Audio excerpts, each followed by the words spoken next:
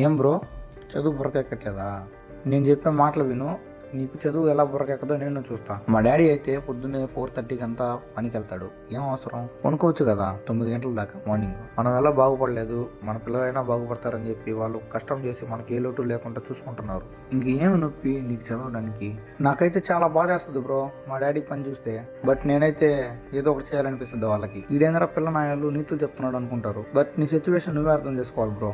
Present మనం ఎలా ఉన్నాం, మనం ఎలా బతకాలి, ఈ వీటి గురించి ఆలోచించాలి. ఇంతసేపు అమ్మాయిలని ఆల్కహాల్కి కొంచెం దూరంగా ఉండండి బ్రో. సిగరెట్లు తాగడం, ఒక గ్యాంగ్ వేసుకొని మెయింటైన్ చేస్తే ఏం రాదు బ్రో. వాళ్ళని సంతోష పెట్టడమే మన గోల్. అరే ఎందుకు రా కన్నా అనిపించుకోకూడదు బ్రో వాళ్ళ నోట్లోంచి. మనం చూసి గర్వపడాలి. నీకు స్టడీ అంటే ఇంట్రెస్ట్ లేదా?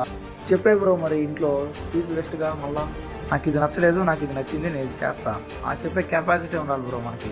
ఇంకటి నుంచి ఆలోచించుకో బ్రో, నువ్వు చదవాలో లేకపోతే ఏమన్నా చేయాలో. సరే గాయస్, ఉంటాం. మళ్ళీ నెక్స్ట్ వీడియో కలుసుకున్నాం. లైక్ అండ్ సబ్స్క్రైబ్ చేసుకోండి.